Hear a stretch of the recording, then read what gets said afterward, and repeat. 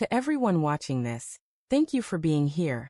Your attention means more than words can capture. I promise this story will grip you, twist your emotions, and leave you thinking long after the final line. She laughed, and it cut deeper than any knife could. That was the first thought that hit me when she casually joked. If you ever cheated on me, I'd laugh first and cry later.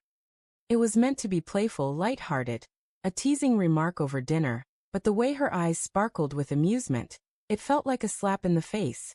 I forced a laugh, the kind of laugh that hides suspicion beneath politeness. But inside, a tiny spark of unease ignited. The days that followed were oddly silent, filled with undercurrents I couldn't name. Every time she left her phone on the counter, I noticed the slight twitch of her hand reaching for it first, the subtle hesitation before she met my eyes. I told myself I was imagining things, that paranoia was a husband's curse. Still, the joke haunted me. Why would she laugh at a scenario so cruel? One evening, I came home early from work. The apartment smelled faintly of her perfume.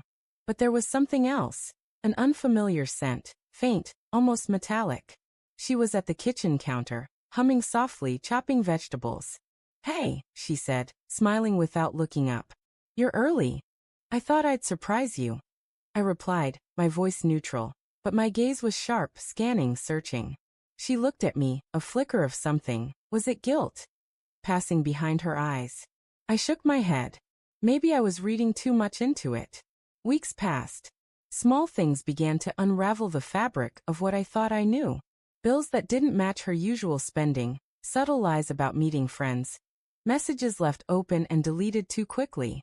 Each clue alone could be coincidence. Together, they were a map, leading me somewhere I didn't want to go. One night, I stayed awake listening.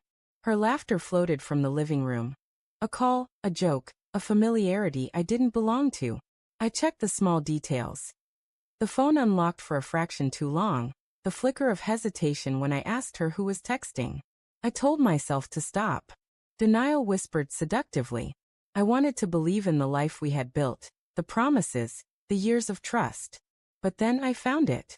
A single message, innocuous in isolation but damning in context. Her words to someone else.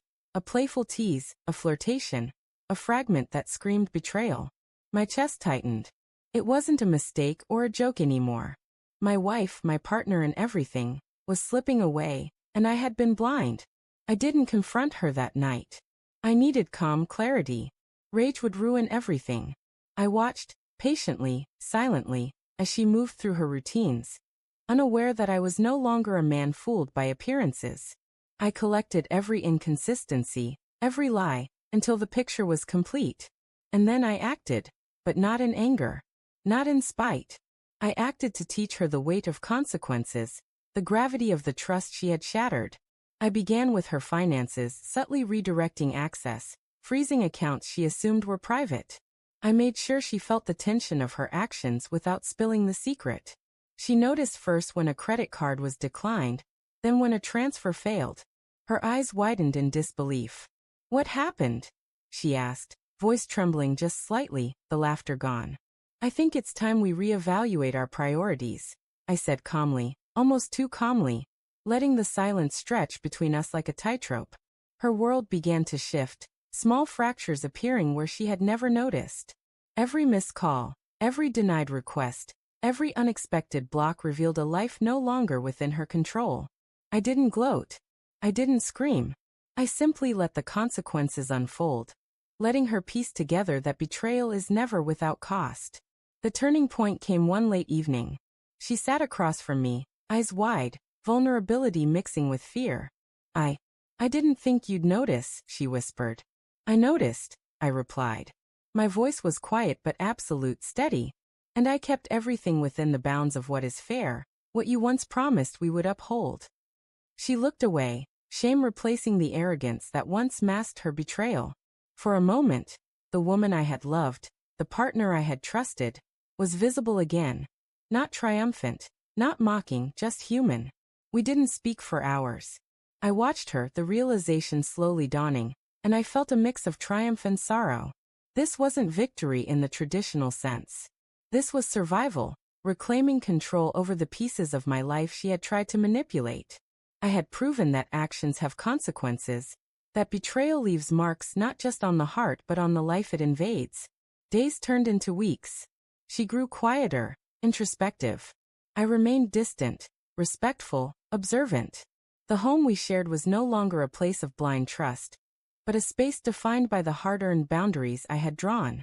And in that silence, I found an unexpected clarity. I had not just punished her. I had preserved myself. Finally, one evening she spoke. I understand now. I see what I did, and I regret it. Her voice was raw, brittle, sincere. I nodded, not as a judge but as a man who had learned the depth of human frailty, the dangerous power of neglect and betrayal. Understanding is the first step, I said. What comes next is up to you. I left her then, not out of anger, not in spite, but because the man I had been, the man who laughed, who trusted blindly, was gone. In his place stood someone who had been tested, broken, and forged stronger for it. I had survived her betrayal. And in surviving, I had learned that consequences, when delivered thoughtfully, are the truest measure of justice. And as I closed the door behind me, leaving her to the silence of reflection, I realized something profound. Love is not ownership, and trust, once broken, cannot be assumed. It must be earned every day. The joke she had made, the humiliation she thought harmless, had become the catalyst for truth.